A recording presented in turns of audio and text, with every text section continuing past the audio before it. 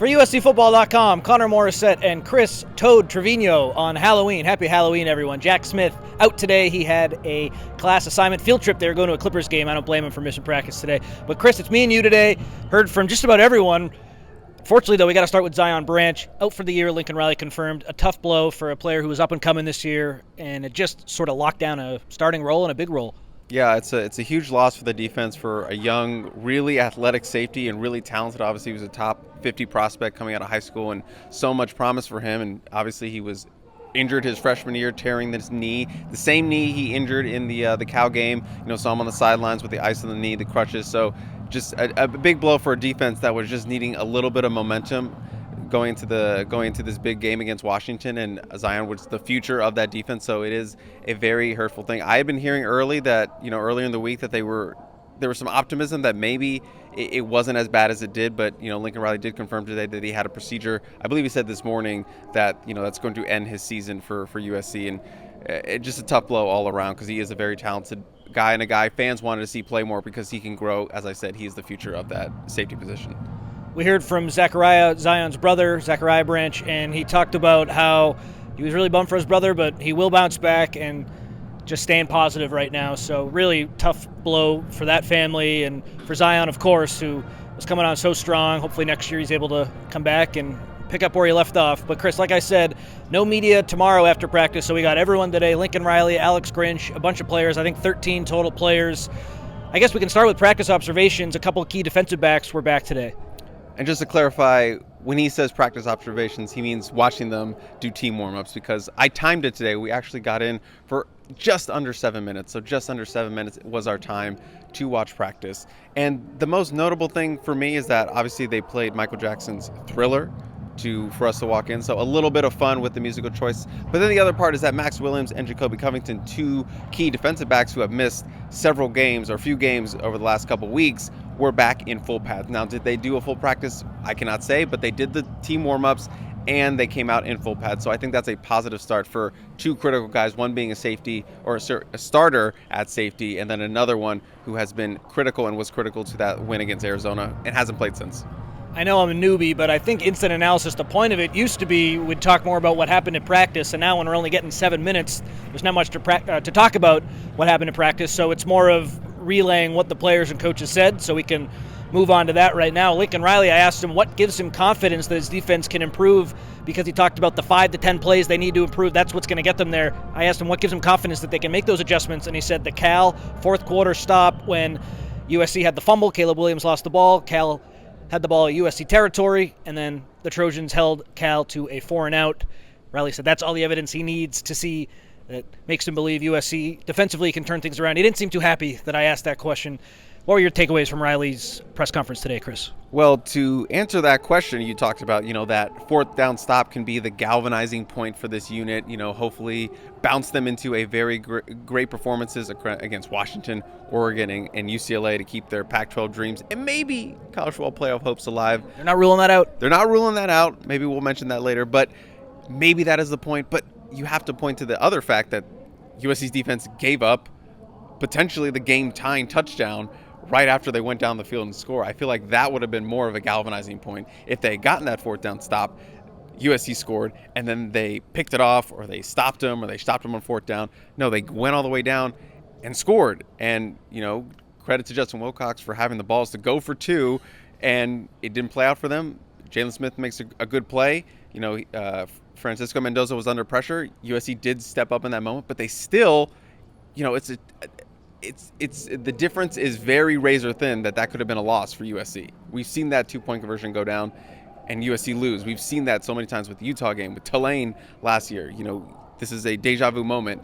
It just happened to be USC just happened to be on the right side of the coin when it came to that. So, yeah, I'm not really buying that being a galvanizing point. If they had stopped them after USC scored, that would have been made much more sense. That's clearly what they're going with, though. Riley said it last night on Trojans Live, repeated it today.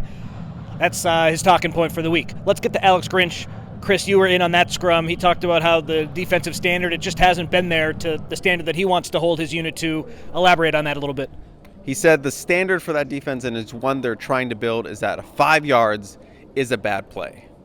Now, USC defense is at the bottom of just about every stat in terms of long plays, 50-yard plays, 20-yard plays, 30-yard plays, 40-yard plays. So I can't imagine if a 5-yard play is a bad play, what a 60-yard play. You're making me laugh because the 5-yard play for all those plays would be good. Oh, man. Sorry, I interrupted, but I we're laughing over here, but another tough quote from Grinch.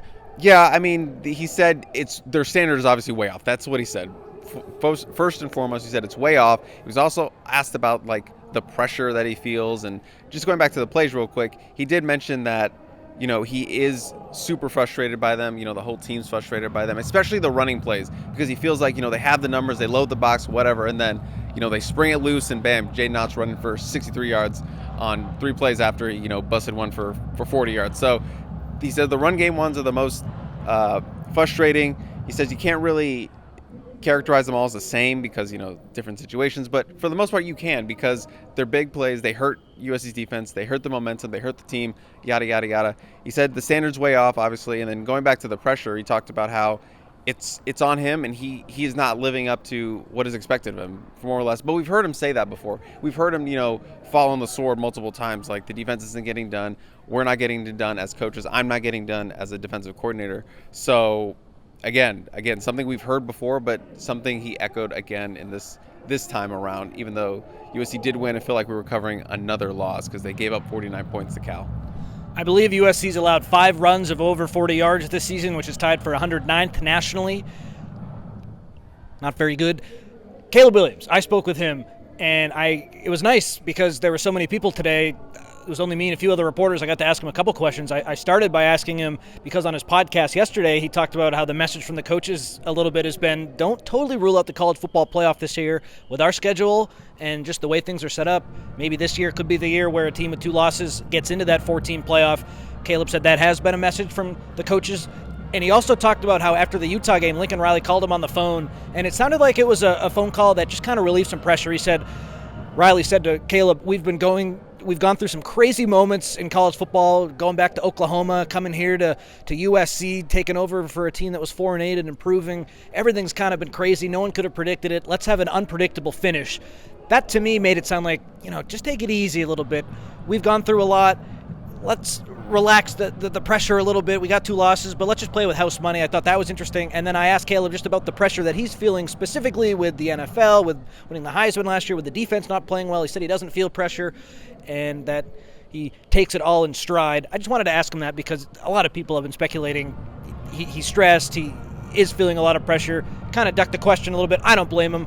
What do you make of all that, Chris? Because of you asked him that, he's probably going to have pressure on his fingernails for this game. But yeah, I mean, I get it. How can you not be stressed and under pressure in his position? I do not envy the position he's in, even though he's set up for so much success. Everyone scrutinizes his every move. I feel like you are pressured right now just for Caleb Williams. That's how tightly wound you are right now with this question. But too much coffee. He did have a lot of coffee. But yes, it's human nature to feel the pressure, and you make a great point that USC is playing with house money to extent. No one really expects them to run the table here. No one really expects them to beat Oregon. Some people are saying they're not going to beat UCLA, or they're going to go 0-3, or they're maybe 1 or 2, whatever. They're not expected to perform super well down the stretch here. Now, that should be sort of a gift for USC and this defense and Caleb Williams and Lincoln Riley, because Washington's coming to town. They have all the pressure on them. They have all the pressure. They're coming to the Coliseum. They're number 5 in the AP and the college football playoff rankings that just came out today. They're number 5. They're undefeated. They have to live up to that pressure. Michael Penix, a front runner for the Heisman, he has to live up to that pressure. You're coming on the road. USC, like you said, house money. They can go in there, play free. They can play fast. They can play without thinking. Will they do that? I don't know. I think it's a great opportunity. I still think they have a chance to win this game. Obviously, they're talented enough. We know that. But will they execute? That's what it comes down to. Will they execute? Will they be consistent? I don't know. We have to show up on Saturday and watch. But you're right. They don't have the pressure anymore. They're 2 losses. Don't even think about the college football playoff. It's unlikely. They're number 20 in the college football playoff rankings that came out today, if you're curious about that. And if they do run the table, sure, we can have that conversation. But it starts with beating Washington. And this is a game they can win. A lot of players talked about Jalen Smith specifically. I feel like this is the game we've been training for. This is the moment. We're all excited for this moment, this opportunity to go in, maybe make a little noise. I do think the offense has the right not to feel much pressure, but there is a lot of pressure on the defense, and it's for obvious reasons. So, Chris, we heard from a bunch of other players. You were in with Lake McCree, I think someone else too. final takeaways, observations, summaries of what you heard. I felt bad for Lake McCree because Zachariah Branch talked and Mason Cobb talked, and then it was Lake McCree. Obviously, everyone went to Zachariah Branch. Everyone went to Mason Cobb, but former tight end myself, I was like, I'm going to stay and talk to Lake McCree. And he was a fun interview. I asked him about, the protests to start the game. He's like, I have no idea what that, I've never been a part of that situation, just like he had ever been part of the halftime shenanigans. And he was the center of that. He made the catch before, with the knee going down. Was there more clock? He said, I should have gotten down faster. He didn't think there was any more time on the clock. Went back to the locker room. He was just sitting there. Then all the specialists ran in, and they were like, we're going to kick a field goal. And he's like, oh, my God. So he's part of the special teams unit. So they all ran back out. So it was just very chaotic. But, he thought it was a surreal moment. Obviously, two surreal moments, something that he's never experienced. A game happening in Cal Berkeley. Welcome to California. So he's from Texas. He said, I've never experienced that where I'm from. So yeah, I think it was a fun, refreshing talk to Lake McCree, who has set career numbers in receptions, yards, and he just needs 2 more touchdowns to set new career yards. So Lake McCree having a little bit of a career year, but obviously he's not blowing up, but I think he's having a nice little season. So I wanted to give a little love to Lake McCree. He also said about that leap he tried to do at the Utah game. He said the play before the guy went low, so he thought he's going to go low again. That's why he tried to jump him. So, but he knows fans appreciated that energy. He is having a nice season. That route right up the seam has been working wonders for USC this year.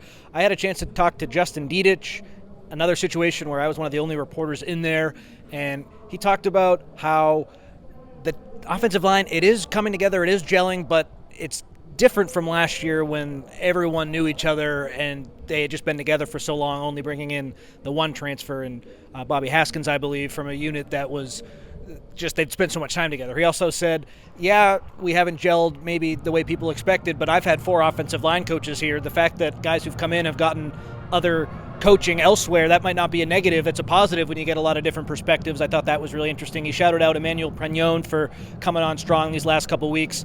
It seems like the offensive line, they did give up, I think, I might get this wrong, but double-digit pressures, I believe. I was just looking at PFF earlier, so it was sort of a hot and cold day for the line, but I do think slowly but surely things are trending in the right direction after that Notre Dame game, and Dedich talked about the Notre Dame game kind of being the low point of the year, and they need to improve there. And then Zachariah Branch said he was fair catching the kickoffs at the end of the game because that's what the coaches wanted him to do. They felt like they were losing too much field position. He said in an ideal world he's returning all of them, but he's going to do what's best for the team. Chris, final thoughts from anything I said or anything you want to add? The floor is yours. I did want to add, we did speak to Jalen Smith, who actually made that great play at the end on the 2-point conversion to get the win, stop them from going ahead. So great play to him, but it wasn't the best game for Jalen Smith because, he had given up a lot of plays. He felt like they had been picking on him a little bit throughout that game. So he felt, it felt nice to, be the hero at the end.